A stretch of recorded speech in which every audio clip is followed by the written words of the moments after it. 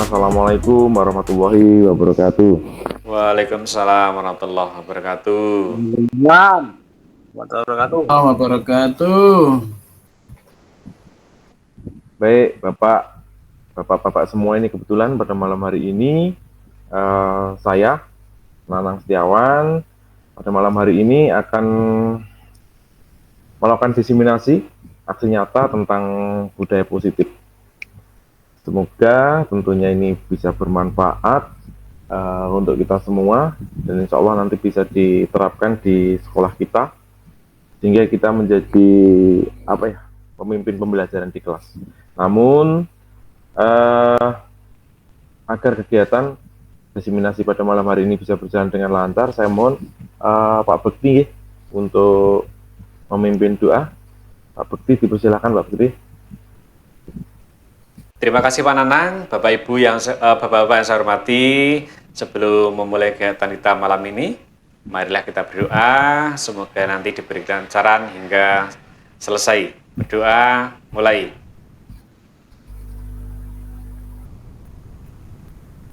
Berdoa selesai. Saya kembalikan Pak Nanang. Baik, terima kasih Pak Bekti. Untuk aksi nyata ini adalah di modul 1.4 yang merupakan kewajiban kita atau tugas yang harus kita laksanakan di pendidikan guru penggerak ini. Baik,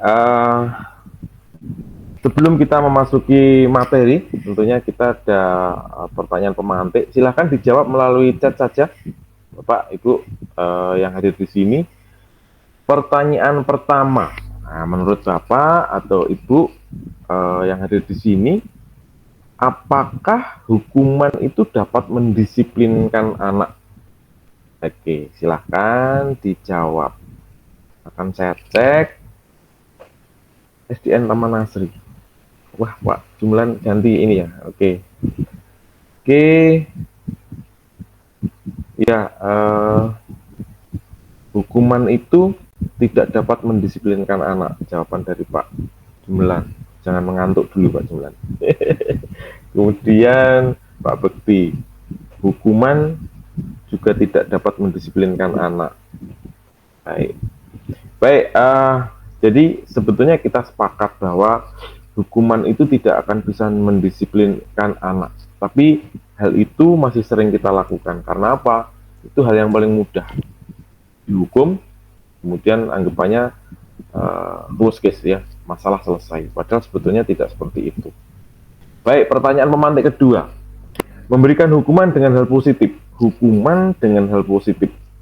Seperti membaca atau membersihkan halaman sekolah maksudnya. Apakah dapat meningkatkan disiplin anak? Oke, saya tunjuk satu Pak Bekti. Untuk menulis saja di chat Pak Bekti. Ditulis saja di chat Pak Bekti. Akan saya intip ini. Menurut Pak Bekti, apakah pemberian hukuman dengan hal positif seperti membaca atau membersihkan halaman sekolah itu dapat meningkatkan disiplin anak? Oh ya, Pak Bekti menjawab tidak bisa. Pak Jumelan setuju tidak setuju? Oke, tidak setuju. Oke, baik. Betul ya, bahwa pemberian hukuman ini namanya hukuman, tetap namanya hukuman, tapi ada kata-kata positifnya seperti membaca. Kalau membaca mungkin oke ya, masih bisa dianggap bukan sebuah hukuman. Tapi kalau di sini membersihkan halaman sekolah, kemudian itu dilihat anak-anak atau teman-teman lainnya, itu akan membuat tidak jera, tapi justru anak tersebut merasa tidak percaya diri dan merasa terhukum.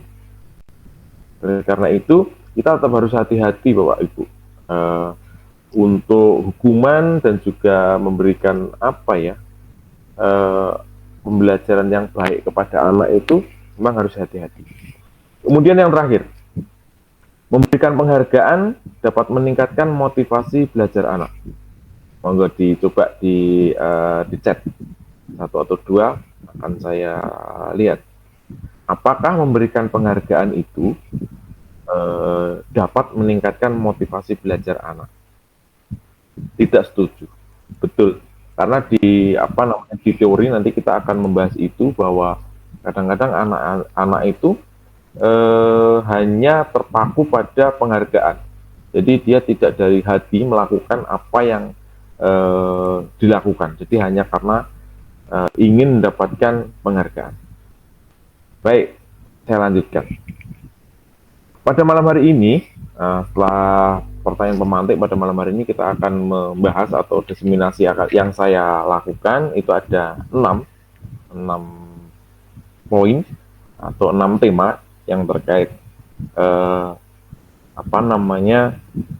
budaya positif. Yang pertama adalah disiplin positif dan juga nilai-nilai kebijakan universal, kemudian teori motivasi, hukuman, penghargaan, dan restitusi. Kemudian yang ketiga adalah keyakinan kelas, kemudian kebutuhan dasar manusia, kemudian 5 posisi kontrol, dan segitiga restitusi.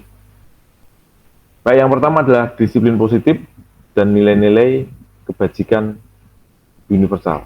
Bukan kebijakan ya, tapi kebajikan universal. Bapak-bapak, bahwa kita harus, selaku guru, kita tentunya harus berusaha untuk merubah paradigma.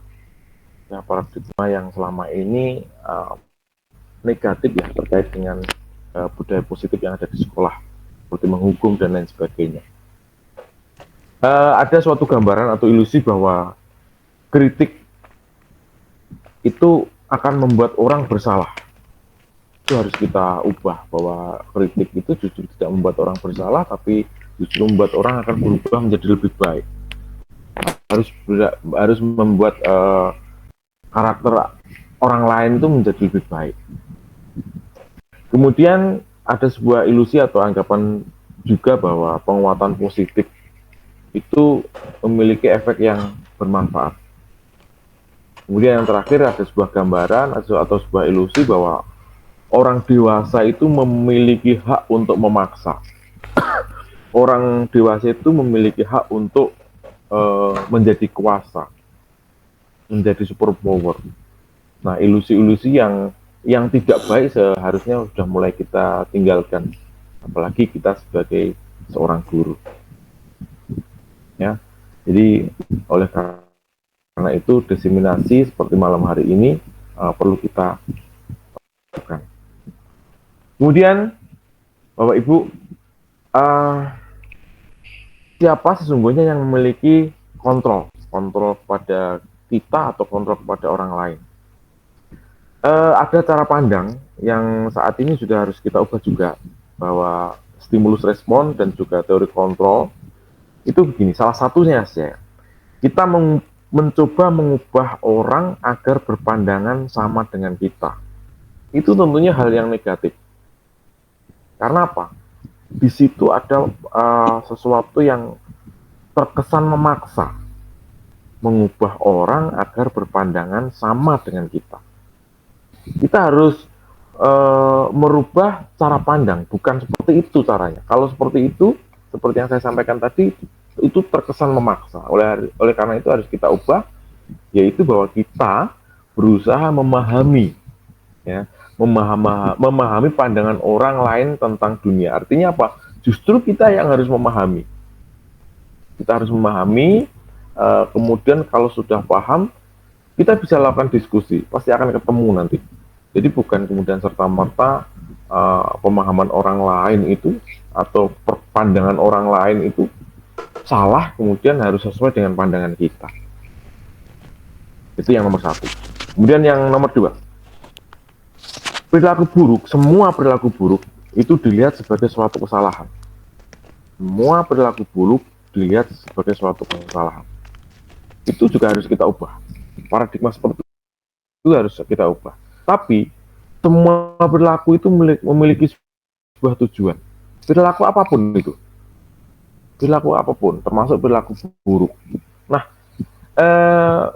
bagaimana kita sebagai guru bisa mengarahkan atau merubah arah perilaku buruk tersebut menjadi sesuatu yang positif, sesuatu yang budaya yang positif. Itu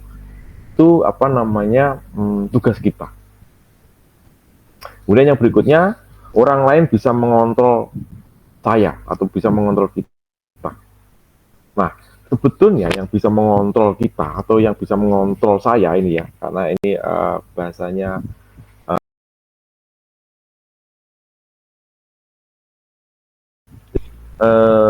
di modul ini kita tahu ada gambaran seseorang yang memegang sesuatu ya di dalam genggaman. Itu sudah banyak beredar ya terkait hal itu di YouTube dan lain sebagainya. Apakah sesuatu yang kita genggam itu begitu mudah orang lain membukanya, atau begitu mudah orang lain mempengaruhi untuk memperlihatkan kepada mereka?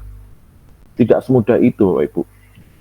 Andaikan toh iya, itu mungkin dengan berbagai macam cara. Mungkin kalau dengan ekstrimnya direbut ya, dibuka tangannya dengan sedikit kekerasan gitu ya, tangannya dibuka, dipaksa untuk dibuka, atau dengan rayuan-rayuan tertentu, atau dengan imbalan-imbalan tertentu. Jadi seseorang tersebut membuka telapak tangannya untuk memberitahu isinya itu dengan terpaksa. Nah, itu harus mulai kita tinggalkan, karena sebetulnya yang bisa mengontrol itu ya diri kita sendiri. Jangan serta-merta karena orang lain. Kalau memang tidak perlu, ya tidak perlu kita mengikuti kemauan orang lain tersebut. Kemudian selanjutnya adalah pemaksaan ada pada saat bujukan gagal. Yaitu jadi ketika menggunakan kata-kata lembut sudah tidak bisa, maka digunakan paksaan. Itu tentunya sudah tidak boleh ya, harus kita tinggalkan. Jangan dengan paksaan, juga jangan dengan bujukan yang kasar, tapi dengan kolaborasi, dengan diskusi, sehingga muncul pilihan-pilihan tertentu yang pada endingnya akan memberikan keputusan pada orang yang sebelumnya kita paksa akhirnya mau mengikuti kita, tapi dalam artian mengikuti yang positif. Kemudian yang berikutnya adalah model berpikir menang kalah. Jadi sekarang modelnya berpikir menang-menang ya. Baik, disiplin positif. Teori kontrol atau teori pilihan menurut Dr. William Glasser. Nah, itu Anda tidak bisa mengontrol orang lain. Hanya Anda yang bisa mengontrol diri Anda. Ingat, Anda tidak bisa mengontrol orang lain. Dan kita atau Anda itu bisa mengontrol diri Anda sendiri. Jadi selama ini mungkin Bapak Ibu merasa bahwa saya mudah ya menguasai murid. Ayo, hari ini piket kelas, hari ini menyapu, atau tolong ambilkan itu. Anak-anak akan begitu mudah melakukan itu. Tapi sebetulnya belum tentu itu diterima dengan baik di hati mereka. Mereka mungkin hanya karena takut. Mereka mungkin hanya merasa bersalah. Padahal mereka sebetulnya punya kontrol diri untuk tidak melakukan itu sebetulnya. Oleh karena itu kesepakatan dan keyakinan itu nanti muncul. Kalau sudah sepakat, sudah yakin, mereka tidak akan merasa terpaksa. Kita bisa mengontrol tapi dalam artian positif, bukan dengan paksaan. Kemudian makna disiplin, belajar kontrol diri dengan menggali potensi kita agar tercapai tujuan sesuatu menjadi yang kita inginkan berdasarkan nilai-nilai yang kita hargai. Selanjutnya, seperti yang saya sebutkan sebelumnya, bahwa semua perilaku memiliki tujuan. Bapak-bapak atau yang nggak ada ibu ya di sini ya. Seperti yang saya sampaikan bahwa perilaku positif, perilaku baik, perilaku negatif, perilaku jelek itu semua ada tujuannya. Pasti ada. Orang mencuri itu tujuannya seperti apa, kemudian orang beribadah itu tujuannya apa. Jadi baik, buruk itu tetap, tindakan baik atau buruk itu tetap ada tujuannya. Kemudian teori motivasi, bagaimana seseorang itu melakukan suatu hal. Itu di sini tertulis bahwa orang-orang itu melakukan sesuatu hanya untuk menghindari sebuah hukuman. dia merasa bebas kalau sudah melakukan sesuatu, merasa terbebas dari hukuman, dan tentunya itu pasti terpaksa, ya, hukuman dan hukuman. Atau sebaliknya, bukan hukuman tapi justru imbalan. Seperti anak-anak kita sendiri ya, silahkan, ayo dek kita belajar, ayo kamu harus belajar. Nanti kalau nanti akan saya belikan sepeda, gitu ya. Ya kalau toh kita sebagai orang tua bisa memberikan sepeda, bener, itu tentunya akan termotivasi. Tapi ingat, anak-anak itu akhirnya akan apa ya? Ada tuntutan lagi. Ya, Pak, Bu, kalau nanti saya bisa ranking 1, belikan ini ya, dan seterusnya. Akhirnya ada ketergantungan. Jadi dia belajar itu ya hanya sebatas untuk mendapatkan nilai, hanya sebatas mendapatkan ranking, bukan karena kemauan, yang akhirnya pelajaran itu merasuk ke di otak mereka gitu ya. Tapi hanya sebatas karena ingin mendapatkan sepeda tadi atau ingin mendapatkan hadiah handphone. Itu hanya sesaat saja. Kemudian untuk menghargai diri sendiri ya, untuk menghargai diri sendiri itu maksudnya bahwa ini loh saya gitu. Jadi lebih ke kalau negatifnya lebih ke sombong gitu ya. Akhirnya muncul rasa sombong gitu. Ini loh aku. Ini loh aku. Jadi akhirnya seperti jagoan yang pada akhirnya juga kurang baik. Nanti akhirnya akan muncul nilai-nilai kebajikan universal, kemudian dari situ kita downgrade akan menjadi keyakinan kelas. Kemudian motivasi yang ada di anak-anak atau di semua orang tentunya itu adalah ada motivasi intrinsik, motivasi yang dari diri sendiri atau dari dalam diri orang tersebut, atau motivasi dari ekstrinsik. Dua yang dari ekstrinsik, yaitu dari menghindari hukuman dan juga mendapatkan imbalan. Sedangkan yang intrinsik itu untuk menghargai diri sendiri dan juga nanti muncul nilai-nilai kebijakan universal. Kemudian yang berikutnya adalah model berpikir menang-menang, kolaborasi dan konsensus menciptakan pilihan baru. Ya, jadi itu harus kita pahami juga. Kita sebagai guru tentunya juga harus memahami 5 posisi kontrol, yaitu penghukum, pembuat rasa bersalah. Saat ini guru kita atau saya atau kita yang ada di Meet ini rata-rata di poin 1 dan 2 itu, Bapak Ibu. Menghukum, membuat rasa bersalah, dan seterusnya. Itu membuat siswa kalau minder tidak ya, tapi minimal hal itu hanya terjadi sesaat saja, saat di depan kita. Dan itu kalau terjadi terus-menerus justru akan membuat anak akan berontak dan akan membuat kesalahan yang lebih fatal nanti kalau terus-menerus.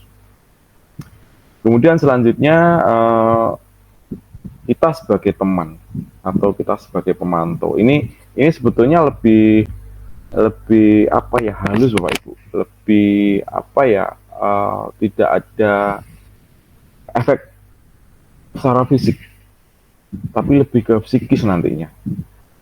Contoh, ketika ada seorang guru gitu ya, mungkin saya contohkan sebagai guru produktif ya, praktek gitu ya. Anak tersebut ketika tidak bisa praktek selalu dibimbing, begini loh ya gitu ya. Selalu diajari tapi tidak menumbuhkan motivasi anak tersebut untuk belajar. Tapi lebih ke apa ya istilahnya ya, dituntun tapi bukan mengajari yang membuat anak tersebut menjadi bisa, tapi ikut menyelesaikan tugas-tugas anak, tapi sebagai teman, sebagai partner, terselesaikan memang tugas yang diberikan anak. Tapi ketika kita sebagai guru itu tidak lagi mendampingi anak tersebut, maka anak tersebut bagaikan anak ayam yang kehilangan induknya, bagaikan orang yang tersesat di hutan. Dia akan mencari kita. ada rasa ketergantungan, dan itu tentunya tidak dibenarkan. Apalagi saat anak-anak membuat sebuah kesalahan, kita masuk sebagai teman. Oke, kalau kita selalu bisa 24 jam menemani anak-anak, dan itu kan tidak mungkin. Nah, kalau hal itu terjadi, ketika anak ada masalah, dia tidak bisa lagi untuk berusaha untuk menyelesaikan masalah secara mandiri, karena dia selalu membutuhkan teman, dan teman itu dalam hal ini adalah guru. Nah, itu yang tidak dibenarkan. Kemudian sebagai pemantau, kalau sebagai pemantau itu kadang-kadang kita hanya sebagai evaluator saja ya. Jadi itu salah, tapi tidak menyelesaikan, tidak berusaha untuk menggali bagaimana anak tersebut menyelesaikan masalahnya sendiri. Nanti mungkin lebih jauh dibahas di di tema kucing ya, di modul kucing itu, bagaimana caranya mengkondisikan anak atau mengkondisikan orang tertentu, seseorang untuk bisa menyelesaikan masalahnya sendiri. Ya, jadi kalau di sini hanya memantau, artinya siswa tersebut malah kadang-kadang menjadi bingung. Bahkan kadang-kadang kita ikut menyalahkan. Kemudian yang berikutnya adalah sebagai manajer. Ini tentunya adalah posisi di mana guru diidamkan menjadi seperti itu, manajer. Namanya manajer itu ya mulai merencanakan, mengevaluasi, kemudian melaksanakan, dan seterusnya. Jadi manajer itu pekerjaan yang kompleks ya, yang multi pekerjaannya. Jadi di sini guru berusaha menggerakkan, guru berusaha untuk menggali budaya-budaya positif di anak tersebut, yang tujuannya itu agar anak tersebut itu punya keyakinan bahwa ini loh yang benar tuh seperti ini, tapi dari diri sendiri, bukan karena hukuman, bukan karena imbalan, dan seterusnya. Kemudian yang berikutnya adalah segitiga restitusi. Nanti kita akan sedikit membahas itu, yang isinya adalah menstabilkan identitas, kemudian memvalidasi kebutuhan, kemudian menanyakan keyakinan. Selanjutnya realitasnya. Nah, realitas yang ada bahwa manusia itu memiliki kebutuhan yang berbeda, dan kita seharusnya harus berusaha memahami pandangan orang lain tentang dunia, tentang hal lain gitu ya. Jadi jangan kemudian orang lain tersebut harus mengikuti apa mau kita, tapi kita beri kebebasan orang lain itu untuk memandang dunia. Artinya dari situ kita tidak berusaha untuk menjadi bahasanya menyetir ya. Jadi tidak kemudian kita yang selalu mencoba untuk selalu memberikan kontrol atau mempengaruhi yang begitu kuat gitu, tidak perlu. Karena seperti tadi, bahwa kontrol itu sebetulnya ada pada diri kita sendiri. Kemudian setiap orang memiliki gambaran berbeda. Ini sebetulnya yang saat ini nanti ujung-ujungnya ke pembelajaran diferensiasi. Bapak Ibu, bahwa setiap siswa memiliki gambaran yang berbeda, memiliki background yang berbeda, memiliki cara pandang yang berbeda. Oleh karena itu, hal yang begitu heterogen tersebut kalau kita paksakan untuk menjadi hal yang homogen, menjadi satu, terlalu susah. Kalau ini sekali lagi, kalau tidak muncul apa yang dinamakan keyakinan kelas, kesepakatan kelas, dan seterusnya. Kemudian masih dari Dr. William Glasser, bahwa 5 kebutuhan dasar manusia itu bertahan hidup, kemudian penguasaan, kasih sayang, dan rasa diterima, dan juga kebebasan. Baik, selanjutnya kita akan sedikit membahas tentang apa sih disiplin. Disiplin berasal dari bahasa Latin disciplina, yang artinya belajar. Jadi disiplin itu sesuatu yang tidak bisa kita lihat, tapi efeknya luar biasa.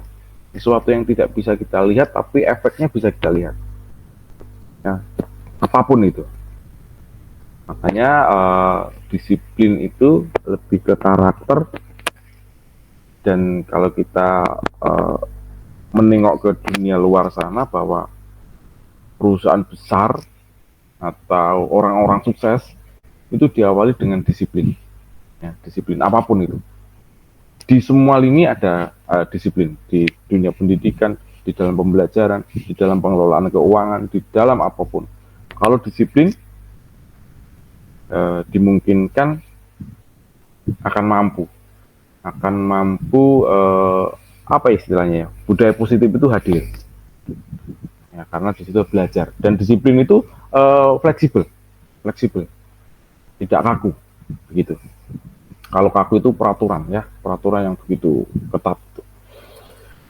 Kemudian makna asal dari kata ini berkonotasi dengan disiplin diri dari murid, Socrates dan Plato. Nanti silahkan digali ya terkait disiplin ini. Bapak Ibu bisa menggali lebih jauh di Google, di YouTube, teori-teori luar biasa terkait disiplin ini. Kemudian disiplin itu tentunya mendorong orang, dalam hal ini adalah siswa, untuk menggali potensinya menuju sebuah tujuan. Kemudian apa yang dia hargai, apa yang dia inginkan. Namun dalam budaya kita, dalam hal ini adalah Indonesia, makna disiplin telah berubah. Itu ya tentunya sesuai dengan kultur budaya kita. Disiplin adalah sesuatu yang dilakukan seseorang pada orang lain untuk mendapatkan kepatuhan. Jadi kalau kita ngomong disiplin itu tidak lepas dari peraturan. Kalau kita ngomong disiplin tidak lepas dari kesepakatan. Kalau kita bicara disiplin tidak lepas dari tata tertib dan seterusnya. Padahal sebetulnya kalau disiplin itu kalau kita gali lebih jauh justru menjadi basic, ya, menjadi hal yang utama. Tidak hanya di tataran secara fisik saja. Jadi kecenderungan umumnya adalah disiplin itu menghubungkan kata disiplin dengan ketidaknyamanan. Jadi kalau kita udah ngomong disiplin itu sesuatu yang tidak nyaman. Harus berangkat pagi. Kalau mungkin di tentara kalau salah dikit harus dihukum karena tidak disiplin. Baju harus dimasukkan, sepatu harus dijemur misalnya. Kan terasa tidak nyaman. Kenapa? Karena tidak bebas. Ya, karena kedisiplinan itu bertentangan dengan kebebasan menurut kita. Tapi sebetulnya tidak seperti itu. Tidak seperti itu. Justru ketika kita bisa disiplin itu malah bisa bebas, enjoy. Karena kita tidak lagi terkungkung gitu ya. Karena sudah terbiasa dengan hal seperti itu. Makanya muncul nanti kesepakatan. Jadi bukan dengan apa yang kita hargai, betul. Jadi disiplin itu karena tidak nyaman, akhirnya ya merasa tidak nyaman itu tadi, akhirnya tidak merasa tidak pada tempatnya, merasa ingin melanggar saja. Oke, itu jadi adalah paradigma yang salah. Jadi yang namanya disiplin itu justru membuat nyaman seharusnya. Kalau semua disiplin pasti nyaman akhirnya. Saya pernah melihat sebuah tayangan atau bahkan saya pernah ikut sebuah seminar itu mengapa di Jepang itu begitu terlihat disiplin. Mengapa Jepang itu begitu cepat ya, kalau dalam artian itu segala sesuatu itu bisa cepat dalam pelayanan dan sebagainya, karena mereka, kita tahu budaya antrinya luar biasa. Kalau di sini pengen cepat sebetulnya, tapi dengan cara serobot kanan serobot kiri, dengan cara mungkin ya menggunakan hal-hal yang tidak dibenarkan. Cepat memang untuk orang-orang tertentu, tapi efeknya nanti akan terjadi penumpukan malahan karena tidak disiplin tadi. Ini contoh, salah satu contoh. Ya, karena disiplin, akhirnya orang-orang merasa terbebani. Karena di situ tentunya akhirnya ada sebuah peraturan. Kemudian apa sih yang dimaksud dengan disiplin positif? Karena ini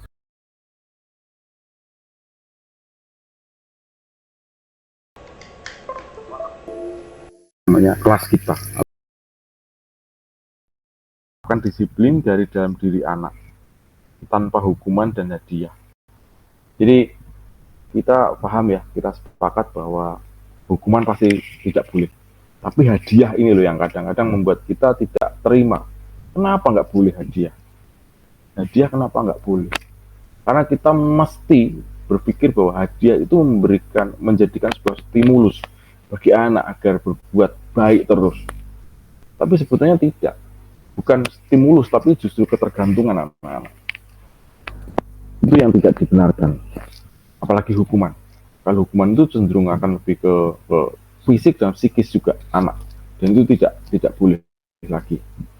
Meskipun itu hal yang paling sulit kita lakukan. Menghilangkan hukuman dan menghilangkan hadiah itu paling susah. Bapak Ibu guru. Kenapa? Karena itu hal yang paling gampang kita lakukan. Jadi menghilangkan hukuman dan hadiah itu susah. Tapi kenapa? Karena hal itu paling mudah kita lakukan. Dikit-dikit anak membuat kesalahan, hukum. Anak membuat sesuatu yang positif, kita berikan hadiah. Entah itu bentuknya apa. Kemudian tujuannya disiplin positif tersebut agar siswa mampu menghargai diri sendiri. Ya, agar tentunya pada saat ini atau sesuai dengan kurikulum kita bahwa nilai-nilai kebajikan yang ada di profil pelajar Pancasila itu muncul, ya, sehingga siswa tersebut memiliki kemampuan untuk itu dari diri sendiri, tapi dari diri sendiri, bukan karena hukuman dan hadiah tadi. Kemudian nilai-nilai kebajikan universal. Nilai-nilai kebajikan adalah sifat positif manusia yang merupakan tujuan mulia yang ingin dicapai setiap individu. Nilai tersebut bersifat universal, lintas bahasa, suku bangsa, agama maupun latar belakang. Jadi kalau kita berbicara nilai-nilai kebajikan, tentunya nilai-nilai kebajikan universal artinya adalah nilai-nilai kebajikan yang ada pada manusia di seluruh dunia ini, siapapun itu, berbeda suku, bangsa, dan agama. Jadi ini setiap perilaku atau perbuatan memiliki suatu tujuan, seperti yang saya sampaikan tadi, berdasarkan pendapat dari Dr. William Geiser.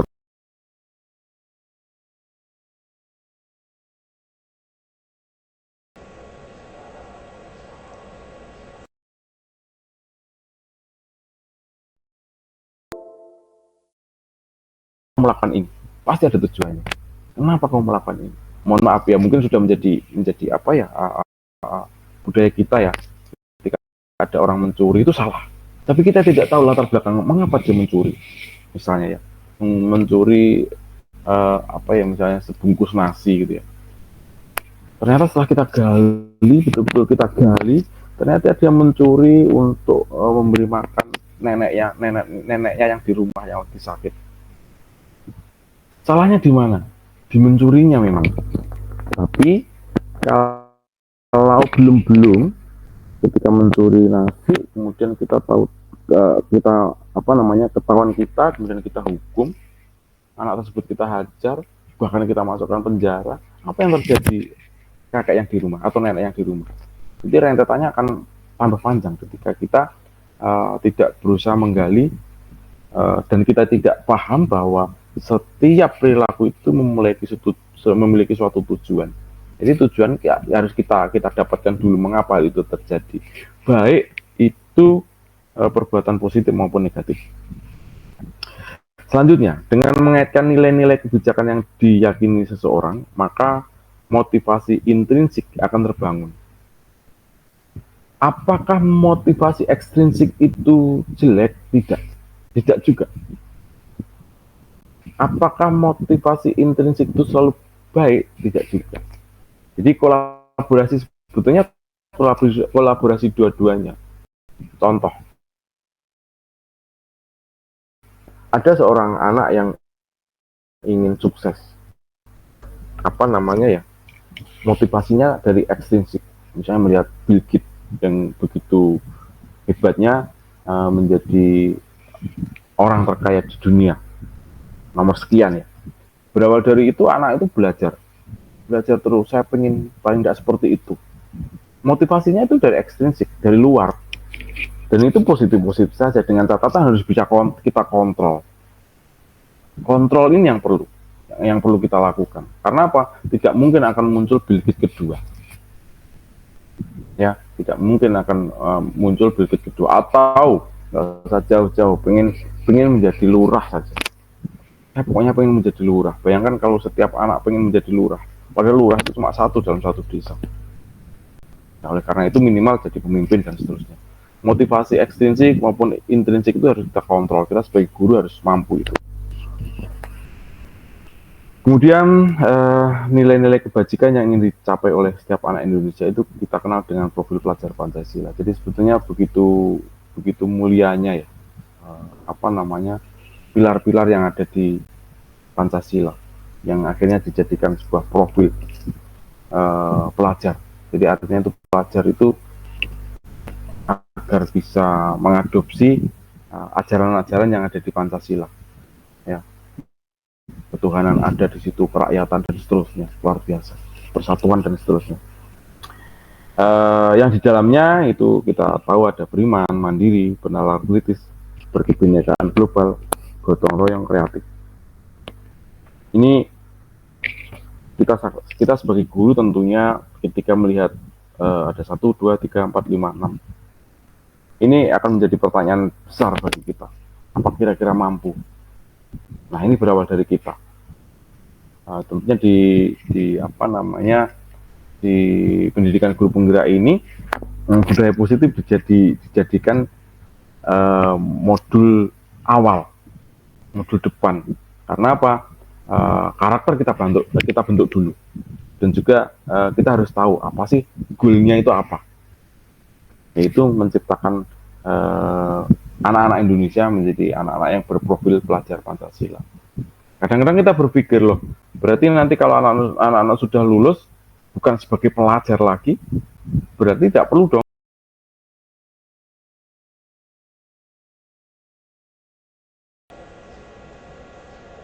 belajar dengan mampu mengadopsi tadi, mampu menerapkan profil pelajar Pancasila, profil Pancasila, nilai-nilai yang terkandung dalam Pancasila. Tentunya ketika sudah terjun di masyarakat diharapkan tetap dibawa. Itulah nilai-nilai kebajikan universal yang ingin dicapai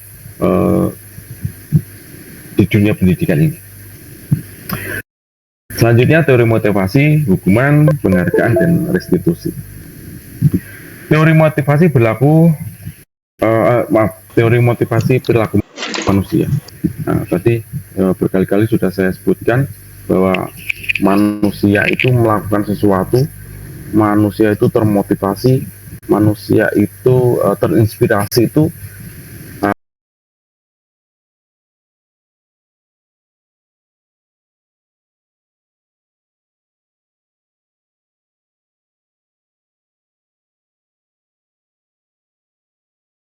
kalau ekstrinsik yaitu ya masalah hukuman, kemudian adanya penghargaan dan lain sebagainya. Tapi kalau dari internal itu ya menghargai diri sendiri. Saya ingin jadi seperti itu.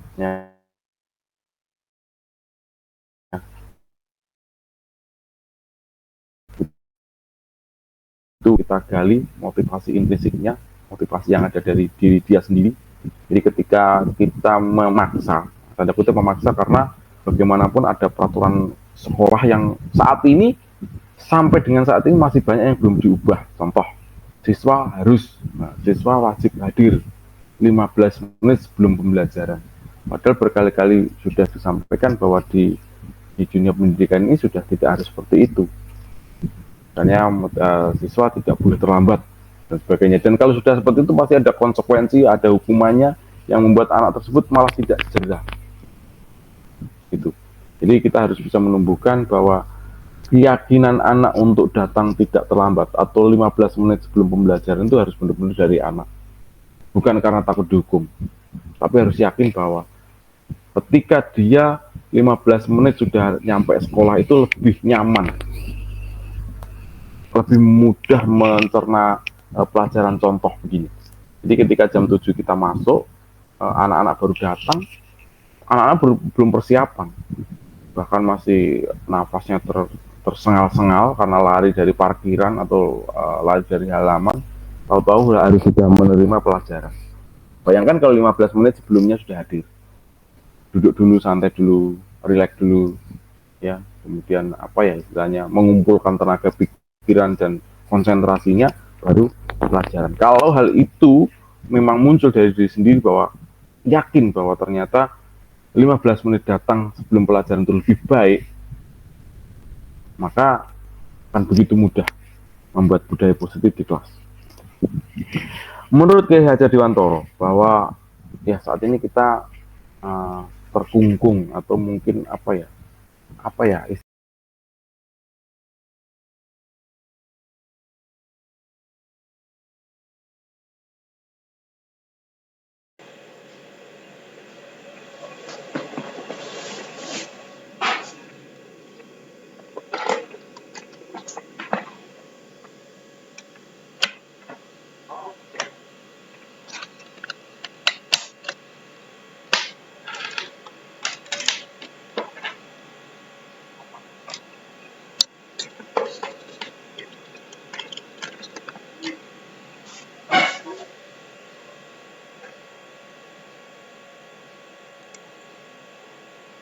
memerintahkan diri sendiri, tapi dalam hal ini adalah yang positif, ya.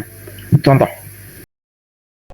pagi tidak harus menunggu guru untuk membuang sampah. Misalnya di depan kelas ada sampah, itu tidak harus diperintah untuk dibuang sampah tersebut oleh seorang guru, tapi seharusnya siswa tersebut sudah sudah cakap, mampu membuat merintah dirinya sendiri bahwa sampah itu harus dibuang, meskipun itu berawal dari sebuah kebiasaan, meskipun itu berasal dari eksternal sebetulnya, atau ekstrinsik sebetulnya.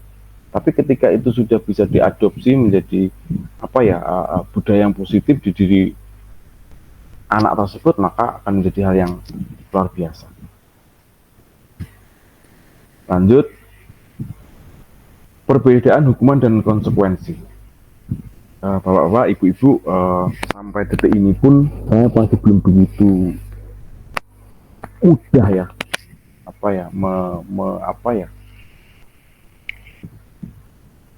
mengupas arti bedanya hukuman dan juga konsekuensi. Tapi di pendidikan guru penggerak ini ada kisi-kisinya, atau ada rambu-rambunya, bahwa kalau hukuman itu adalah sesuatu yang menyakitkan terhadap orang tertentu, ya, sesuatu yang menyakitkan harus terjadi. Tapi kalau konsekuensi, sesuatu yang harus terjadi. Ini juga kalau kita tidak bisa menggali, atau kita tidak bisa memahami, terlalu sulit. Iya, tapi nanti seiring berjalannya waktu pasti akan terbiasa. Kemudian hukuman itu cirinya adalah membuat anak itu sakit, baik fisik maupun psikis, baik fisik maupun hati, perasaan, untuk jangka waktu yang lama. Kalau kita sudah bilang seperti itu, berarti apa? Lebih sederhananya kita sebut dengan sebuah istilah dendam, ya, membuat anak sakit hati dengan jangka waktu yang lama, itu dendam. Tapi kalau konsekuensi adalah membuat anak merasa tidak nyaman dalam jangka waktu pendek, sama-sama negatif. Tapi kalau konsekuensi hanya pendek, ya, pendek saat itu saja. Misalnya kalau membuat anak sakit hati, atau hukuman itu misalnya anak tersebut ketika terlambat disuruh berlari di lapangan, kemudian sambil membuka baju, kemudian tidak menggunakan sepatu, kemudian diperhatikan atau ditonton oleh teman-temannya, itu saya yakin menyakitkan, baik secara fisik maupun psikis. Dan siapa yang menyuruh itu, dari guru X tersebut, akan masuk ke dalam hati anak. Awas kamu, dalam hati seperti itu. Karena memang karena posisinya sebagai siswa dan guru, tentunya tidak akan terjadi hal yang tidak diinginkan, apalagi kalau di SD, ya. Kalau di SMK, SMA mungkin bisa terjadi, ya, perkelahian antara guru dan siswa itu, karena ya itu tadi, merasa tidak nyaman jangka panjang. Bahkan sampai lulus pun anak tersebut tidak nyaman dengan guru X tersebut. Tapi kalau konsekuensi, sama membuat rasa tidak nyaman, tapi dalam waktu yang pendek. Ya, contohnya misalnya tidak bisa hadir hari ini karena misalnya terlambat hari ini, tidak hadir, maka konsekuensinya kamu nanti sepulang sekolah ada tambahan waktu sekitar 15 menit untuk membaca Al-Quran atau membaca apa ya, atau untuk apa namanya, literasi di perpustakaan misalnya. Itu memang tidak nyaman yang lainnya pulang, tapi dia masih di situ. Sepertinya hukuman, tapi itu sebetulnya ada konsekuensi karena dia terlambat 15 menit tadi, maka dia harus menggantinya 15 menit di belakang. Meskipun ya di situ dia sambil belajar, membaca, tentunya akan mendapatkan ilmu. Jadi ada konsekuensinya. Kemudian kalau hukuman itu anak membenci kedisiplinan, tapi kalau konsekuensi anak menghargai disiplinan. Oh, kalau disiplin itu harus seperti ini. Kemudian hukuman pasti paksaan, pasti dipaksa. Tapi kalau konsekuensi itu ya ada stimulus, adanya tanggapan seperti itu. Kemudian kalau hukuman konsep diri yang buruk. Jadi kalau anak itu dihukum itu merasa dirinya buruk banget, udah merasa bersalah sekali, udah merasa orang yang tidak berguna. Tapi kalau konsekuensi masih merasa dirinya baik, masih bisa berubah baik, masih merasa dihargai, meskipun sama-sama ya tanda kutip tadi ada hukuman ya, tapi masih bahasa Jawanya masih mendingan ya antara hukuman dan konsekuensi itu, walaupun sebetulnya ini harus kita tinggalkan ya. Kemudian apa itu restitusi? Baik, restitusi adalah proses menciptakan kondisi siswa atau murid untuk memperbaiki kesalahan mereka. Jadi siswa yang melakukan kesalahan itu harus mereka perbaiki sendiri, tapi bisa dengan stimulus kita, dengan tuntunan kita seperti Kyai Hajar Dewantara itu, kita hanya bisa menuntun saja, hanya bisa mengarahkan, hanya bisa mengingatkan ya, atau bisa kita istilahnya bahasanya itu menebalkan garis-garis tipis yang positif tadi menjadi garis tebal, atau mencari benang merahnya yang ada di situ. Apa sih yang positif, kita pupuk untuk menjadi lebih positif lagi, lebih berkembang lagi, jangan yang negatif. Jadi itu restitusi. Jadi suatu tindakan tentunya oleh guru atau oleh pihak-pihak orang lain, bahkan dengan temannya juga bisa, untuk memperbaiki kesalahan mereka sehingga mereka bisa kembali pada kelompok mereka dengan karakter yang lebih kuat ya. Jadi biasanya kalau anak melakukan kesalahan itu biasanya dilakukan secara sendiri atau kelompok tertentu tapi kecil.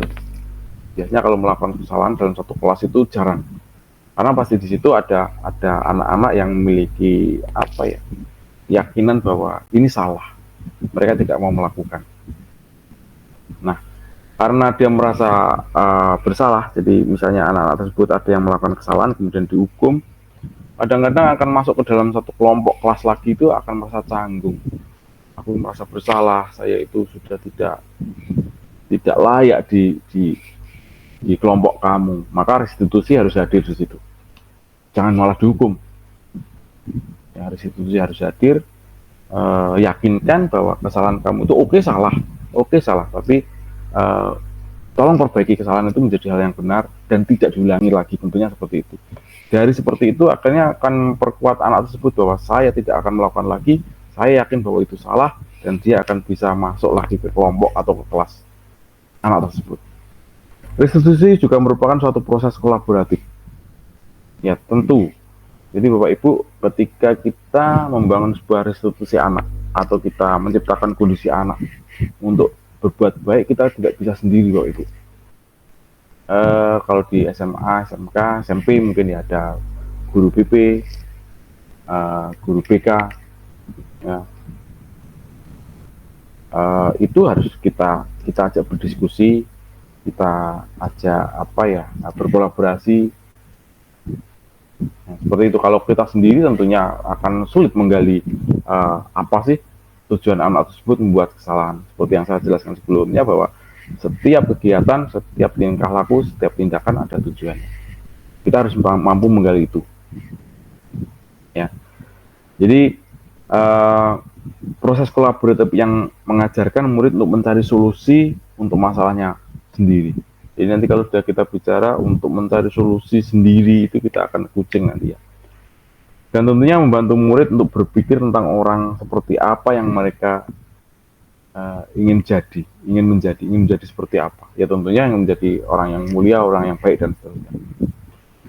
Dan tentunya bagaimana mereka memperlakukan orang lain. Ini penting. Ini sangat penting. Jadi kadang-kadang anak-anak sekarang itu memang anaknya baik, memang anaknya luar biasa, memang anaknya sopan dan seterusnya. Tapi menghargai orang lain itu kadang-kadang belum bisa. Bagaimana memperlakukan orang lain itu kadang-kadang belum bisa. Nah ini di sini fungsi restitusi harus kita laksanakan sebagai guru. Kita harus memahami bagaimana restitusi itu, bagaimana kompetensi restitusi yang harus kita lakukan pada murid. Entah itu yang melakukan kesalahan atau bagaimana cara kita membangun agar tidak terjadi suatu kesalahan atau agar nanti terjadi kesepakatan kelas dan seterusnya. Ini tadi ini perbedaan hukuman, kemudian yang terakhir itu terkait restitusi ya, menguatkan anak atau siswa itu dalam jangka panjang. Kemudian anak akan mendapatkan penguatan, masalah terpecahkan, murid belajar untuk tanggung jawab dari apa yang dia lakukan. Ya. Jadi berawal dari situ anak tidak akan mengulangi lagi. Kemudian fokus pemecahan masalah dengan jangka waktu yang panjang. Ya, kadang-kadang kita seperti yang saya jelaskan tadi juga bahwa kadang-kadang ketika kita menghukum ya terselesaikan masalah saat itu juga, tapi belum tentu besok terselesaikan. Karena ya kita hanya menyelesaikan masalah sesaat saja. Hukum selesai. Kita berpikir seperti itu, padahal besok terulang lagi dengan hal yang sama. Begitu capeknya kita sebagai seorang guru melakukan tindakan hukuman kepada murid dengan kesalahan yang sama. Dan itu biasanya akan ditiru oleh teman-temannya. Oke, kemudian ini lebih keyakinan kelas. Nanti dengan restitusi itu memunculkan keyakinan siswa yang ujung-ujungnya nanti keyakinan kelas. Jadi lebih ke umum nanti, lebih mudah nanti. Kemudian 9 ciri-ciri restitusi. Yang pertama bahwa restitusi itu bukan untuk menebus kesalahan, namun untuk belajar dari kesalahan. Ya, jadi kesalahan tersebut apa sih? Saya tadi membuat kesalahan. Nah, saya harus belajar dari kesalahan bahwa agar saya tidak membuat kesalahan lagi. Justru saya harus bisa menyelesaikan masalah atau kesalahan-kesalahan tersebut. Gimana caranya? Kemudian yang kedua adalah memperbaiki hubungan. Ini yang dimaksud memperbaiki hubungan itu ya tentunya hubungan siswa dengan guru, antar siswa dan seterusnya. Bapak Ibu, kalau siswa itu dihukum, pasti dia akan merasa terkucilkan, merasa minder, atau malah dia akan merasa super power. Ini loh, merasa jagoan. Dan dia akan menunjukkan, saya kalau dihukum muter lapangan 10 kali aja mampu. Nah, itu membuat hubungan tidak baik di dalam kelas, baik dengan teman-teman atau dengan guru. Ya. Kemudian di sini tentunya kalau restitusi adalah sebuah tawaran-tawaran, solusi-solusi, bukan paksaan. Karena biasanya kalau ciri restitusi itu tentunya adalah kolaborasi, saling berdiskusi, kemudian menyelesaikan masalahnya dari hati ke hati, bukan asal tembak gitu ya, bukan langsung. Kemudian restitusi menuntun untuk melihat ke dalam diri. Jadi ya tadi itu, kalau kamu melakukan seperti itu apa sih tujuannya? Kenapa kamu melakukan seperti ini? Digali dulu. Jangan langsung dihukum. Jangan langsung, atau mungkin baik pun jangan kemudian langsung diberi hadiah. Ya. Kemudian restitusi mencari kebutuhan dasar yang mendasar tindakan. Jadi apa sih tindakan kamu seperti ini itu apa? Jadi harus tahu dasarnya. Seperti tadi yang seperti saya jelaskan bahwa Ketika kita tahu ada anak mencuri itu jangan berhenti di mencuri, di prosesnya mencuri, di tindakan mencurinya, tapi alasan apa dia mencuri. Jangan-jangan dia pengen sekolah karena belum sarapan, sudah 2 hari tidak makan, karena orang tua tidak punya, dia melakukan itu. Apakah salah? Betul, untuk mencurinya salah. Tapi alasan mengapa dia mencuri itu yang tidak bisa kita persalahkan. Wong di rumah memang nggak ada makanan, tapi dia pengen sekolah butuh tenaga. Contoh seperti itu. Jadi restitusi harus hadir di situ. Kemudian restitusi diri adalah cara yang paling baik ya, tentunya karena ini adalah menggali hal yang positif, menggali budaya positif dari siswa, tentunya restitusi adalah hal yang baik. Kemudian restitusi akan merubah karakter, membangun karakter, bukan masalah tindakan. Kalau masalah tindakan gampang, hari ini nggak boleh sudah, tapi besok bisa terulangi lagi. Tapi kalau sudah terkait dengan karakter, tentunya berbeda. Restitusi fokus pada solusi, betul, solusi harus ada solusinya. Jadi bukan hanya sesaat. Kalau solusi itu pasti lebih panjang efeknya. Restitusi mengembalikan murid pada kelompoknya. Sudah saya jelaskan, siswa itu merasa minder, siswa merasa super power, bisa minder, bisa super power, sehingga dia akan nggak mau, akan canggung untuk bersama teman-temannya. Itu yang tidak baik. Ya, akan terkesan menyendiri. Selanjutnya keyakinan kelas. Jadi sebetulnya teori-teori tadi itu akhirnya mengerucut juga kepada keyakinan kelas. Seperti yang saya jelaskan juga bahwa keyakinan kelas itu berawal dari keyakinan diri sendiri.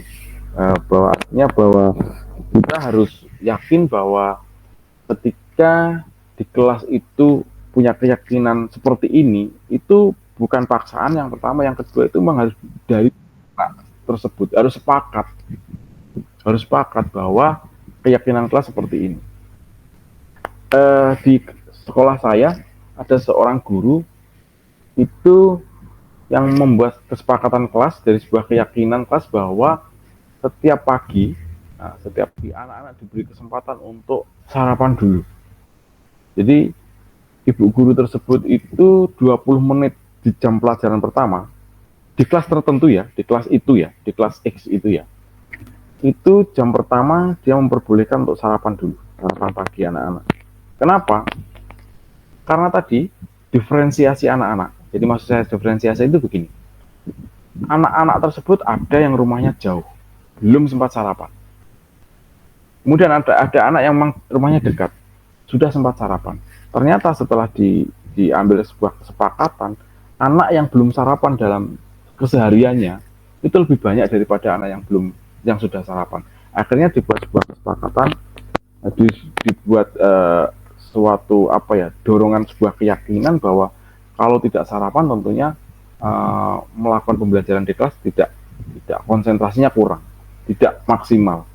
Akhirnya diambil sebuah kesepakatan kelas bahwa setiap pagi harus sarapan 20 menit sebelum pembelajaran. Nah, ibu tersebut juga punya jam di kelas Y, gitu ya, di kelas Y, itu di jam ketiga. Apakah sama? Harus 20 menit makan dulu? Tidak, Bapak Ibu. Jadi seperti tentunya setiap keyakinan kelas, kesepakatan kelas itu berbeda. Itu pasti. Kalau semua sama itu akhirnya sebuah peraturan sekolah atau peraturan kelas, setiap kelas harus seperti ini. Tapi kalau keyakinan kesepakatan kelas lebih fokus ke kelas tersebut masing-masing. Ada kulturnya sendiri, ada istilahnya ya, perbedaan lah antara kelas satu dengan kelas lainnya. Itu salah satunya seperti itu. Jadi tidak bisa di generalisir gitu ya, tidak bisa disamakan antara kelas satu dan kelas lainnya. Misalnya seperti ini, bahkan sama-sama guru mengajar jam pertama, itu bukan kemudian sama. Anak tersebut misalnya protes, Pak, guru X itu memperbolehkan sarapan dulu Pak, 20 menit Pak. Tapi Bapak kenapa tidak? Ya karena tadi kesepakatan kelasnya hanya dengan guru tersebut. Guru tersebut meyakini bahwa sarapan dulu, baru pelajaran. Tapi guru yang ini, guru yang B ini meyakini bahwa sarapan ya harus di rumah atau sarapan harus di luar jam pelajaran. Itu urusan kamu sarapan. Salahkah? Tidak, Bapak Ibu. Ya tadi karena kesepakatan. Karena kesepakatan kelas itu ya orang yang ada di kelas tersebut. Apakah siswa? Ya tidak. Guru ada di situ saat itu. Nah, ini kesepakatan antara guru, siswa, dan orang-orang atau pihak-pihak yang ada di kelas tersebut. Tentunya kalau di kelas tersebut hanya guru dan siswa. Itu sangat penting. Karena apa? Kalau tidak ada keyakinan kelas, seperti anak-anak akhirnya apa istilahnya? Kesana sini sendiri-sendiri. Merasa bahwa ini benar, merasa ini salah, bahwa ini kamu benar, kamu salah, dan sebagainya.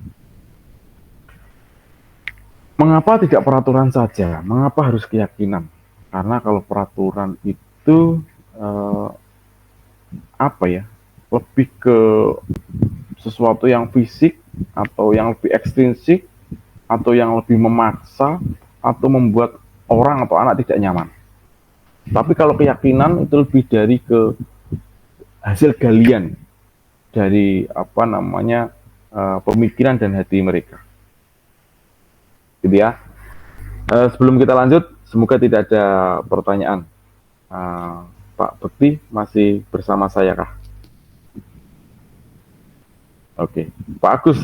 Wah, selamat malam Pak Agus. Terima kasih. Nah ini Siap, terima kasih. ya, saya sedikit kenal dengan Pak Agus ini. Pak Agus ini kayaknya cocok pas ini Pak Bekti untuk mengikuti diseminasi malam hari ini. Karena beliau ini termasuk guru di garda depan. Ini saya kamuflase agar indah di garda depan. Padahal menurut saya beliaulah guru yang selalu berada di gerbang, gitu ya, gerbang sekolah gitu. Jadi menghukum itu urusan beliau. Nah, nanti ganti restitusi ya Pak Agus ya. Nah, restitusi itu nanti belajarnya dengan Pak Bekti. Ya, apa sih restitusi? Gimana sih siswa itu? Siswa itu kalau dihukum Pak, mesti malah membangkang terus Pak Agus. Gitu ya. Pak Agus kok bisa join malam hari ini Pak Agus? Oke, mungkin dijoin Pak Bekti. Baik, saya lanjutkan Bapak Ibu. Mengapa kita memiliki peraturan harus menggunakan, ini contoh ya, mengapa kita memiliki peraturan bahwa kita harus menggunakan helm di saat kita mengendarai sepeda motor roda 2. Mengapa kita memiliki peraturan 3M, menggunakan masker, mencuci tangan, dan menjaga jarak misalnya. Mengapa kita memiliki peraturan harus datang tepat waktu. Nah, peraturan-peraturan ini Bapak Ibu kalau dilanggar biasanya nanti munculnya ada sebuah hukuman atau apa ada efeknya ya, dan ini kadang tidak membuat jerah. Coba peraturan menggunakan helm ini ya, selain sebuah tulisan-tulisan, selain iklan-iklan dan selain apa ya flyer dimanapun menggunakan helm ini wajib ini peraturan. Tapi apakah semua melakukan itu? Tidak. Semakin digaungkan maka peraturannya akan semakin dilanggar. Dan bahkan tidak sedikit anak-anak atau anak-anak kita gitu ya, ketika melanggar kemudian di apa ya istilahnya dapat rahasia oleh polisi, bapak polisi itu malah senang kadang-kadang, malah merasa bangga sama temannya, itu malah kadang-kadang bangga ya, enggak pakai helm gitu ya. Nah ini karena mereka apa ya keyakinan mereka itu tidak ekstrinsik bahwa menggunakan helm itu memang demi keselamatan dan sebagainya. Belum sampai ke situ anak-anak. Bahkan helm yang standar dari apa namanya diwajibkan oleh pemerintah berupa SNI itu kadang-kadang sudah diubah karena mereka tidak begitu paham atau peraturan tersebut merasa mengikat dan tidak membuat nyaman ya, itu sehingga kalau di dalam kelas kita ubah menjadi keyakinan kelas, bukan peraturan kelas. Ini jadi budaya positif dulu. Budaya positif itu menjadi apa namanya ya, kulitnya ya. Jadi kulit ari luarnya ini. Jadi budaya positif dulu. Kalau budayanya positif, anak-anak ada positif, lingkungannya positif, muncul keyakinan kelas. Nah, ini akhirnya muncul peraturan kelas. Peraturan kelas ini ya tadi kadang-kadang memberatkan. Jadi mungkin Bapak Ibu sudah harus bergeser ke keyakinan kelas, ya istilahnya keyakinan kelas. Oke, seperti ini contoh ketika bedanya peraturan dan keyakinan kelas. Selalu kembalikan buku ke tempatnya. Ya, ini lebih ke fisik, lebih ke sebuah perintah, lebih ke sesuatu yang harus dilakukan. Tapi kalau keyakinan kelas itu mereka bertanggung jawab bahwa kalau menggunakan buku ya harus dikembalikan. Itu dari diri sendiri, dari dalam hati. Atau yang nomor 2, dilarang mengganggu orang lain. Ya, dilarang mengganggu orang lain. Ada peraturan seperti itu. Itu sebuah perintah yang mungkin bisa tertulis ya di papan atau apa ya, mungkin disosialisasikan seperti itu. Tapi itu kurang mengena karena kurang dari intrinsik. Padahal sebetulnya lebih, kalau keyakinan kelasnya mungkin ya menghormati orang lain dan seterusnya. Nanti mungkin untuk materi ini bisa saya share ke Bapak Ibu ya. Bapak Ibu juga harus selaku guru tentunya harus terus belajar meningkatkan kompetensi khususnya terkait dengan budaya positif. Kemudian kebutuhan dasar manusia dan dunia yang berkualitas. Nah, seperti yang saya jelaskan sebelumnya bahwa kebutuhan dasar manusia itu rasa kasih sayang, kasih dan sayang, rasa diterima, kemudian power itu penguasaan, kemudian fun, kesenangan, kemudian freedom. Ini semua orang pengen seperti ini. Semua orang pengen seperti ini, mempunyai sebuah kekuasaan. Ya, kalau orang sudah bisa menguasai orang lain itu merasa luar biasa. Kebutuhannya itu sudah seakan-akan sudah bisa untuk mempertahankan hidup kalau sudah bisa menguasai orang lain. Kalau sudah punya kekuasaan. Nah, begitu juga nanti. Kemudian freedom. Di genggaman Pak Nanang. Ini Bapak Ibu, di awal kita dilema ya, anak-anak itu pengen bebas. Ini yang kadang-kadang disalahgunakan. Kurikulum merdeka. Mungkin ditempatkan di sini salah. Jadi kebutuhan dasar manusia pengen bebas. Ini bebas yang seperti apa sih? Bebas yang tidak bebas yang tak terbatas. Itu tidak pas. Jadi kurikulum merdeka tidak mengajarkan seperti itu. Kesenangan senang dilakukan dalam ya memang manusia harus senang, harus berbahagia. Tapi harus tahu batas-batas bahagia yang seperti apa. Jadi paham. Bagaimana? Bahagia yang kira-kira mengganggu orang lain enggak? Nilai-nilai apa bahagia yang bisa mengganggu hak asasi manusia atau hak asasi orang lain enggak? Ya. Itu. Kemudian rasa diterima. Rasa diterima itu lebih ke sebuah penghargaan. Kebutuhan dasar. Kehadirannya itu merasa gitu ya. Yang akhirnya kalau tidak terkontrol itu bisa membuat orang sombong. Aku loh. Motivasi perilaku manusia. Tapi tidak bisa kita hindari Bapak Ibu karena kebutuhan dasar manusia adalah itu kenapa kok berdiferensiasi? Yang tujuan utamanya akhirnya adalah untuk bertahan hidup. Dalam kiat ini menuntun. Jadi muaranya di tengah untuk bertahan hidup. Jadi kekuasaan, kebebasan, kesenangan, rasa diterima itu tadi tujuannya, ending-endingnya adalah tujuan akhirnya adalah untuk bertahan hidup. Jadi kalau mereka sudah memiliki itu, seakan-akan mereka sudah akan hidup terus. Berawal dari itu, maka kita sebagai seorang guru harus bisa mengontrol anak-anak agar tidak terlalu, artinya tidak bebas yang sebebas-bebasnya. Bukan freedom yang liar gitu ya. 5 posisi kontrol. Ini dalam hal ini adalah 5 posisi kontrol seorang guru ya. Guru itu bisa menjadi penghukum, membuat orang merasa bersalah, menjadi teman, menjadi pemantau dan manajer.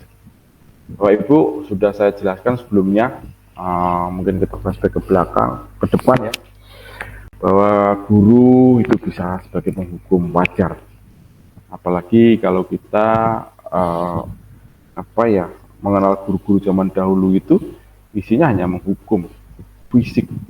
Saya masih terngiang di telinga saya, ada teman saya itu bercerita bahwa ketika pelajaran menggambar, sekarang orangnya sudah menjadi pegawai gitu ya.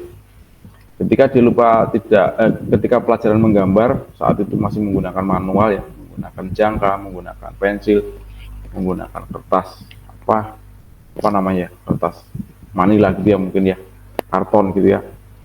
Lupa tidak membawa jangka waktu itu, jangka untuk membuat bulatan itu ya mungkin ya. Apa yang terjadi? Oleh seorang guru,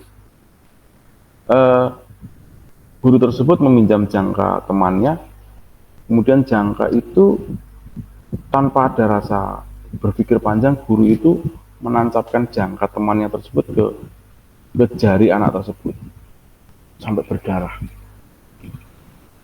Nah, apa yang terjadi Bapak Ibu? Yang jelas itu adalah sebuah hukuman. Efeknya apa? Seumur hidup Bapak Ibu. Seumur hidup anak tersebut tidak akan lupa. Ya, selain meninggalkan bekas di jarinya, juga akan meninggalkan bekas di hatinya. Dan itu lebih susah untuk dihapus. Dia akan ingat selamanya guru siapa itu. Ya, kalau misalnya siswa tersebut akhirnya positif, menghargai guru tersebut, Pak Guru kalau nggak ada panjenengan, Pak Guru kalau tidak ada Pak Guru, mungkin saya tidak menjadi pegawai Pak. Gara-gara Pak Guru yang disiplin, suka menghukum, akhirnya saya jadi pegawai. Oke, itu mungkin positif. Lah kalau jatuhnya negatif, gara-gara kamu Pak, tangan saya sekarang berlubang misalnya, gara-gara kamu Pak, dan seterusnya. Itu yang efeknya negatif. Itu ketika kita menjadi seorang guru yang suka menghukum. Jadi harus hati-hati sebelum kita menghukum. Bahkan jangan saya menghukum, harus kita cari dulu. Kalau kita bisa menggali apa sih yang menjadikan anak tersebut melanggar kesalahan, pasti nanti akhirnya akan tidak terjadi hukuman itu. Maka restitusi dulu sebelum kita melakukan tindakan. Kemudian membuat orang merasa bersalah, membuat siswa merasa bersalah.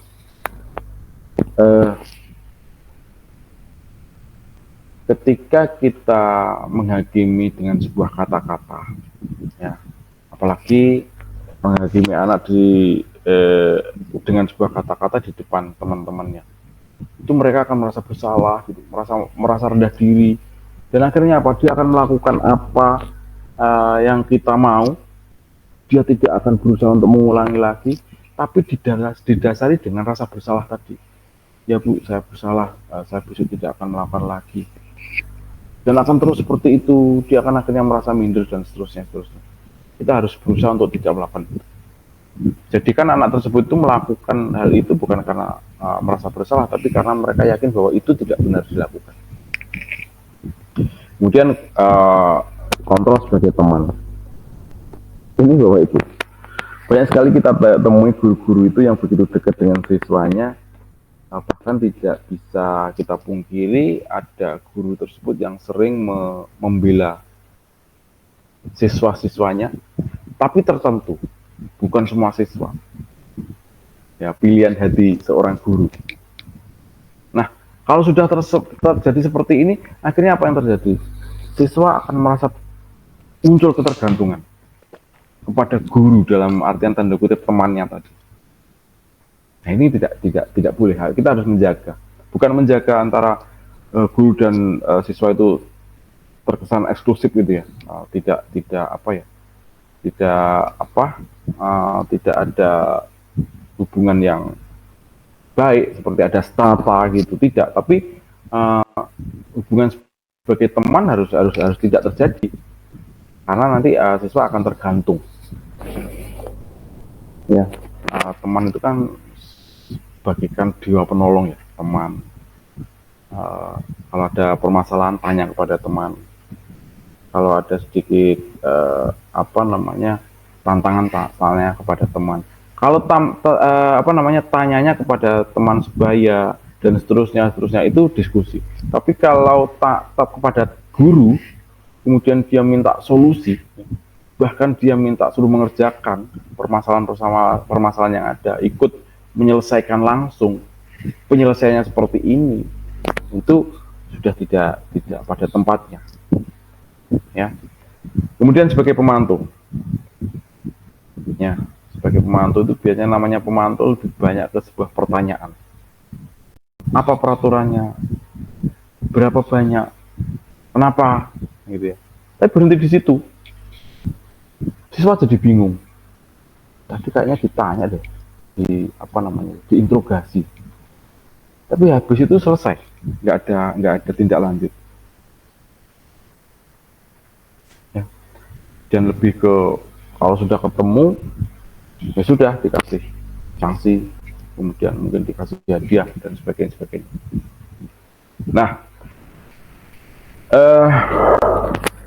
diharapkan ke depan seorang guru itu menjadi manajer ya.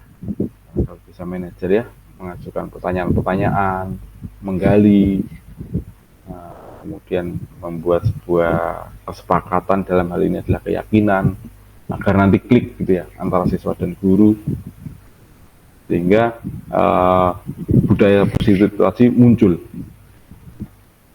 Jadi siswa meletakkan dirinya sebagai individu yang positif, ya. Siswa juga mampu mengevaluasi diri secara kontinu. Jadi budaya positif tersebut harus terus dipertahankan.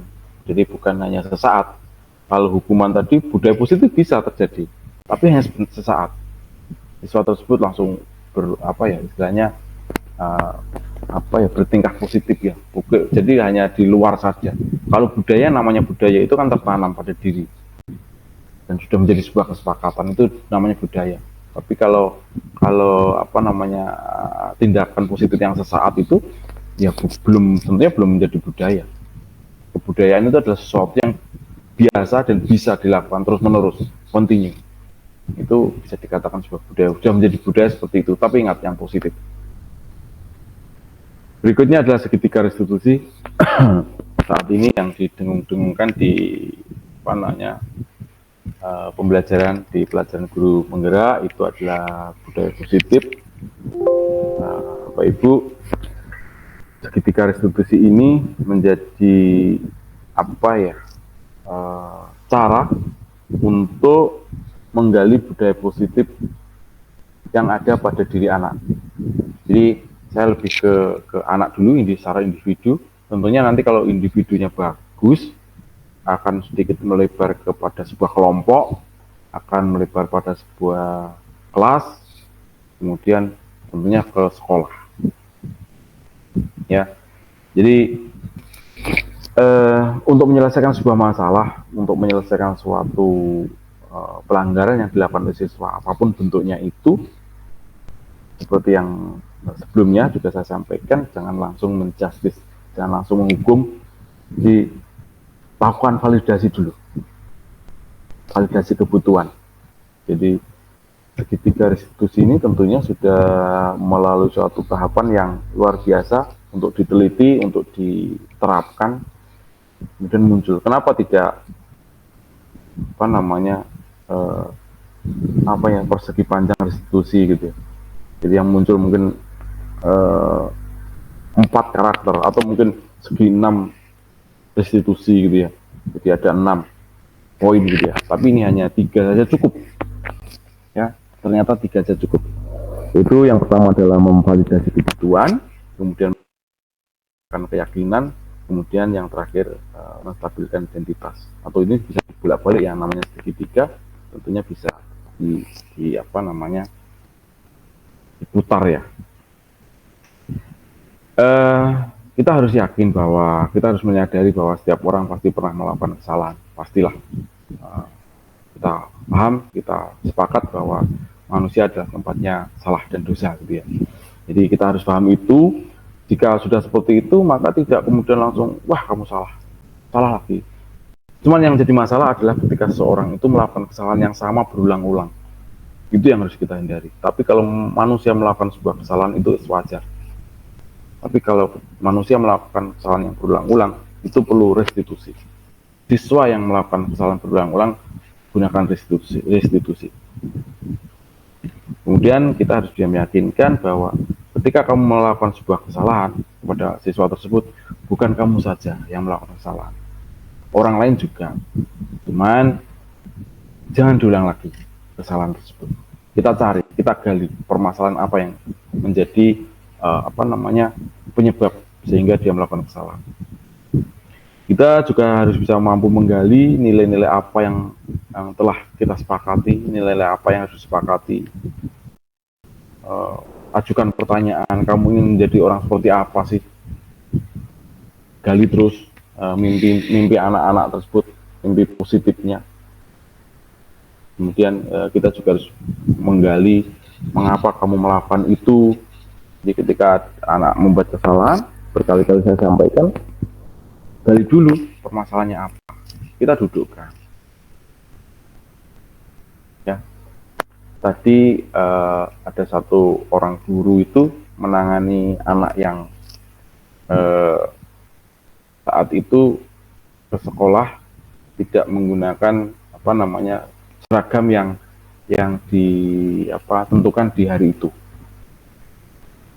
Ternyata guru tersebut setelah berbincang sejenak dengan anak tersebut, guru tersebut bertanya, cita-citamu apa? Saya sempat berpikir, apa hubungannya antara seragam yang tidak pas atau tidak benar di hari itu dengan cita-cita dia. Ternyata itu hanya menggiring opini. Ternyata dia menggunakan segitiga restitusi untuk menggiring anak tersebut, akhirnya bercerita panjang lebar yang akhirnya atau ujung-ujungnya ketemu masalahnya dan terselesaikan masalahnya. Kalau kita lihat memang kadang-kadang tidak ada hubungannya. Menanyakan kamu ingin menjadi apa nanti, cita-citamu apa, dan sebagainya. Kemudian tentunya segitiga restitusi merupakan suatu cara yang efektif untuk mendapatkan apa yang dibutuhkan anak. Jadi kadang-kadang anak melakukan sebuah kesalahan itu, melakukan sebuah atau melanggar peraturan itu kadang-kadang untuk mencari jati diri, Bapak Ibu. Wah, anak-anak itu kadang-kadang, mohon maaf, mungkin ya mabuk-mabukan itu kadang-kadang karena ingin mencari jati diri mereka, masih muda, egonya tinggi. Nah, tapi caranya yang salah. Seharusnya kalau pengen mencari jati diri ya gali potensi, bukan malah seperti itu. Kita kadang-kadang sebagai orang tua kadang-kadang lupa. Sudah biarinlah mereka lagi mencari jati diri. Iya, mencari jati diri sendiri tapi bukan di budaya yang negatif. Harusnya di budaya yang positif. Karena kalau kebablasan, jati dirinya ternyata menjadi dirinya itu pasnya menjadi penjahat yang lucu. Ya, tidak ada, Bapak Ibu. Benar. Setiap apa yang dilakukan itu ada tujuannya. Tapi ketika kita bisa menebalkan tadi benang yang lembut tadi, benang positif yang lembut tadi menjadi benang positif yang tebal, kan luar biasa, Bapak Ibu. Dan itu tugas kita semua sebagai guru. Untuk membuat anak yang merasa gagal karena perbuatan salah menjadi positif terhadap dirinya. Ini salah satu contoh saja, Bapak Ibu. Guru berkata berbuat salah itu hal yang manusiawi, tidak ada manusia yang sempurna. Bapak Ibu juga pernah membuat suatu salah. Kita pasti bisa menyelesaikan masalah ini. Bapak atau Ibu tidak akan mencari tahu siapa yang benar, siapa yang salah. Bapak Ibu lebih tertarik untuk menyelesaikan masalah. Kalau kamu menyalahkan dirimu sendiri terus-menerus, apakah kamu bersikap baik pada dirimu sendiri? Artinya apa? Kita giring anak tersebut menyadari kesalahannya. Bukan kita gali kesalahan siapa yang buat kesalahan dan sebagainya, yang ujung-ujungnya akan kita hukum. Ya. Jadi guru boleh membuat anak itu merasa gagal, tapi itu justru membuat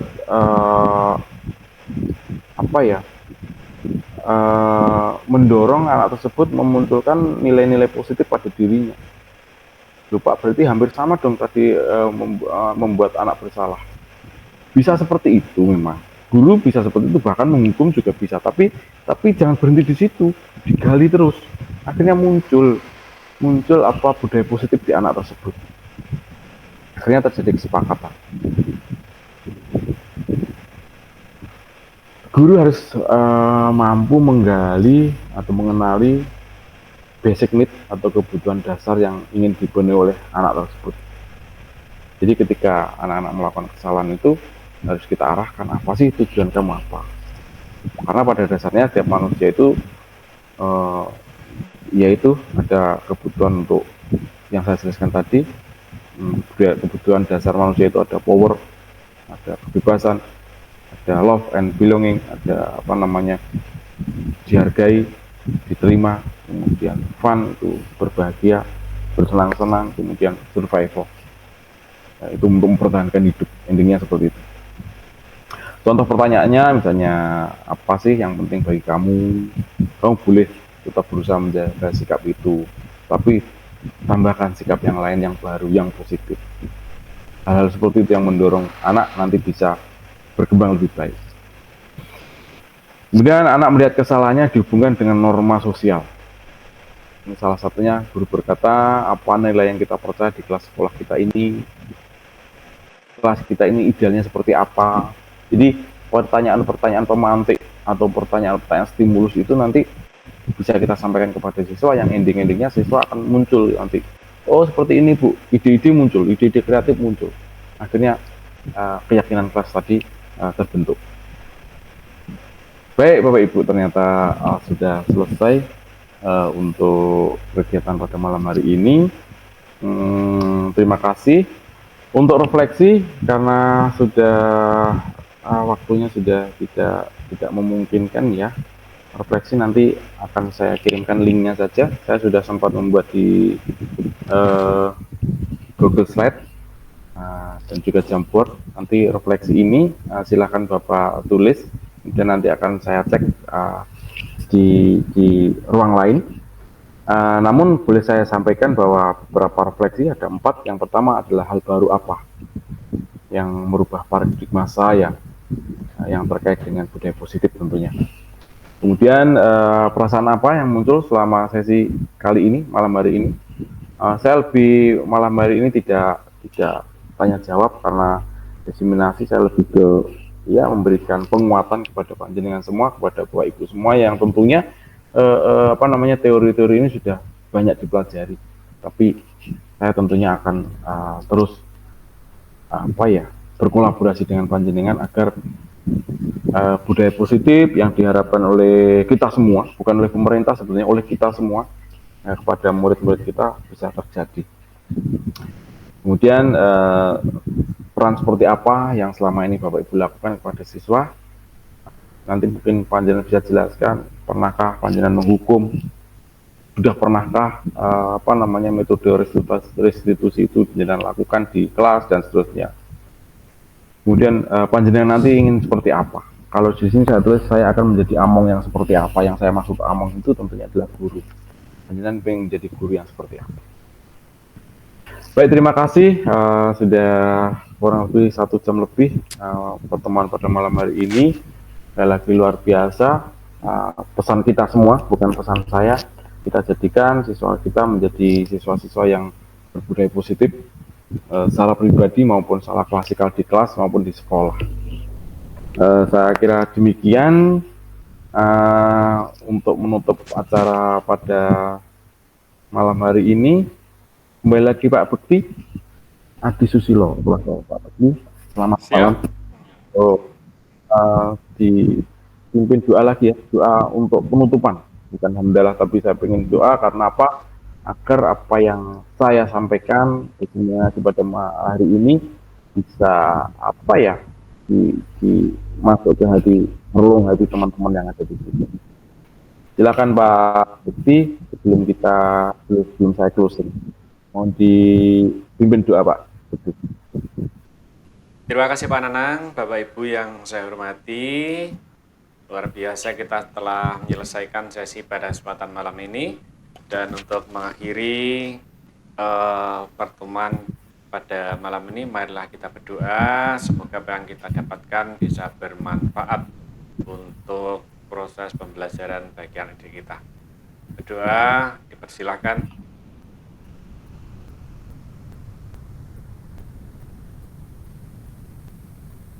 Selesai. Waktu saya kembalikan Pak Nanang. Baik, terima kasih Pak Bekti. Sebelum saya tutup closing statement, saya mohon untuk dibantu foto bersama Pak Bekti. Oke. Oke. Baik, terima kasih. Sebelum saya tutup, ada satu kata bahwa kita sebagai guru harus menuntun siswa-siswa kita untuk menjadi siswa-siswa yang luar biasa. Sekali lagi terima kasih. Saya tutup. Assalamualaikum warahmatullahi wabarakatuh.